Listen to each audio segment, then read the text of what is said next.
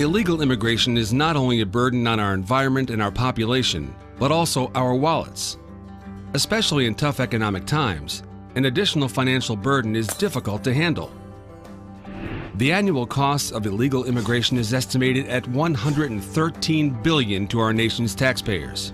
A proposal to allow illegal aliens permanent access to U.S. jobs makes no sense when you recognize that this would keep many current U.S. citizens from getting jobs.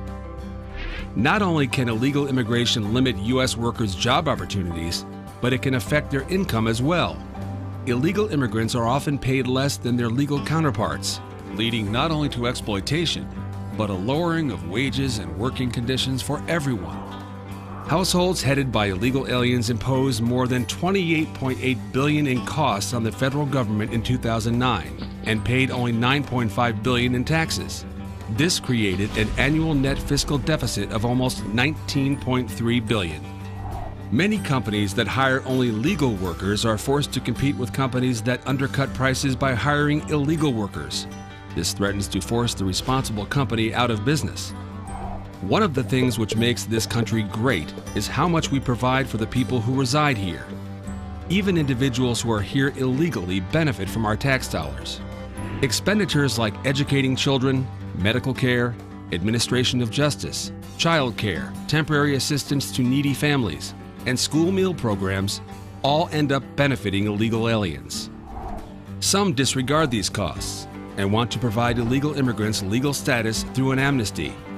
What they don't realize is that this would perpetuate the burden of illegal migration.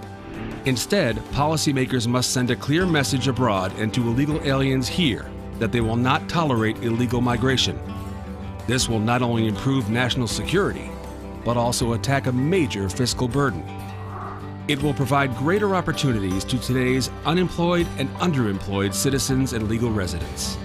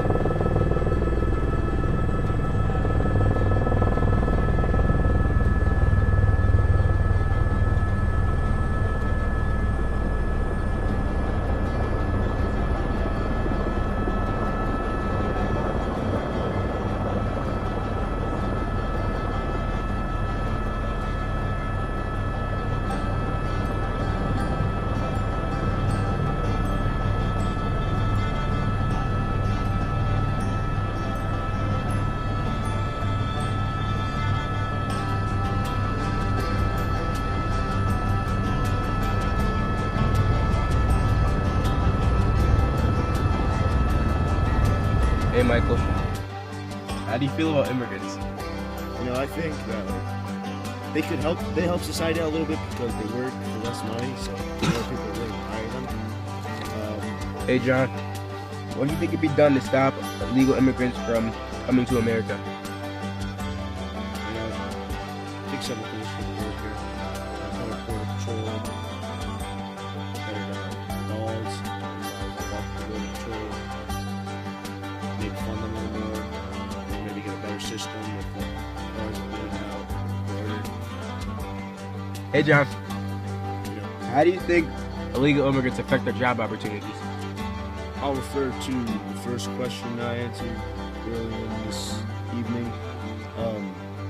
I said that they work for less money.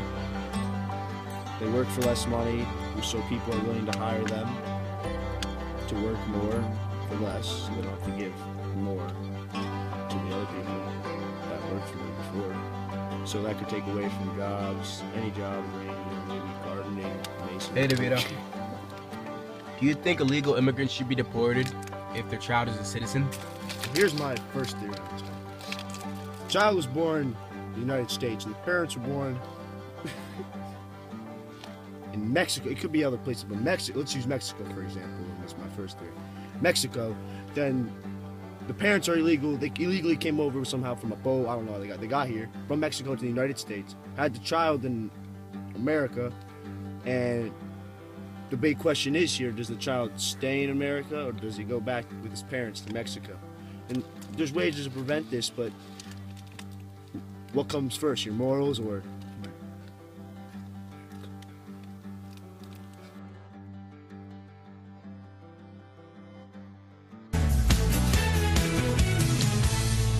All right, critics are calling it a major risk to public safety. The feds no longer prosecuting illegal immigrants who cross the border for the first time. Get this, Brett Wersencroft is president of the Border Patrol Union for the Yuma sector in Arizona and joins us right now. Brett, when did this start happening? It started about a month ago. Why? Nobody really knows why. It just came down as a directive that our first time you cross in the United States, we're no longer going to prosecute you. So what do you do with them? If you capture a man today, if you're on that border, where do they go? If it's a Mexican citizen, we'll return him right back to Mexico. Okay, what if it's not? Then he would be held if we have bed space for that person. If we don't have bed space to hold him until we can deport him, we'll release him into the country to appear before a judge at a later time. Yeah, I mean, and when word gets out that you're doing that and this just happened, you realize the flood that's going to be going through the Yuma section? Well, that's right. We've worked so hard to achieve operational control of our area, and to just give that back, it's pretty heartbreaking to the agents that work so hard to do that. And obviously, they're not going to be showing up in court 99.9% of the time. And number two is, you say if a family goes across, they're allowed to just keep going, correct? That depends. We try to get them bed space or a holding facility that'll hold families, but because of budget cuts, it's really hard. So a lot of them do get released into the country. So, Brett, in 2008, you guys get a fence and you get Border Patrol, and things really settle down. It's Operation Streamline. And now, all of a sudden, we're allowing the wheels to come off at a time in which more attention than ever has been given at the border, to the border, and more outrage is more widespread than ever I can remember it.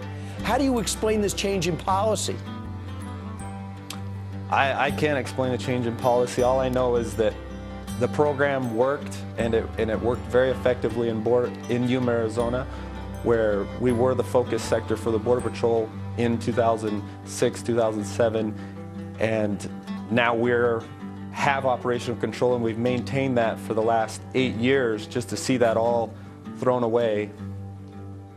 Well, you're doing a good thing telling us about it, and also it was good that Senators McCain and Flake wrote a letter to the Attorney General to say what's going on here.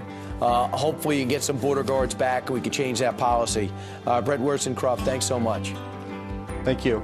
All right, coming up straight ahead, ISIS terrorists making a hard push to recruit Western women. And get this, it is working. Why they say dozens of girls join their fight every day.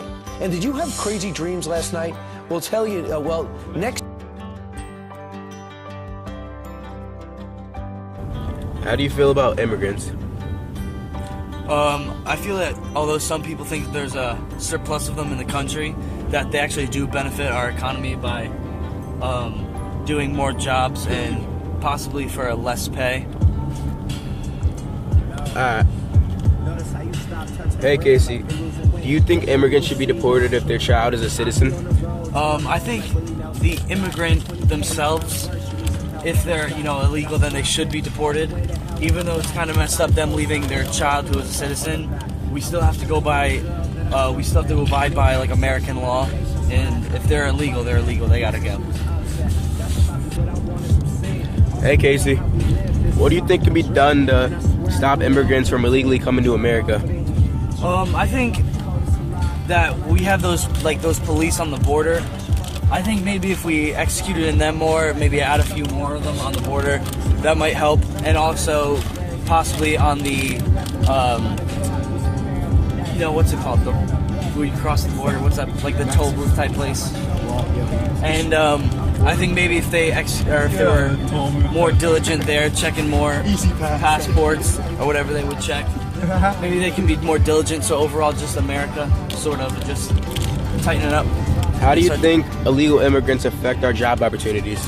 I think illegal immigrants really do affect our job opportunities because you always see, you always hear about, well, people of Hispanic origin or something like that are always getting more of the jobs, and they're doing it for less pay. That's why. So I think they really are affecting job opportunities, and for America, that might not be the best thing.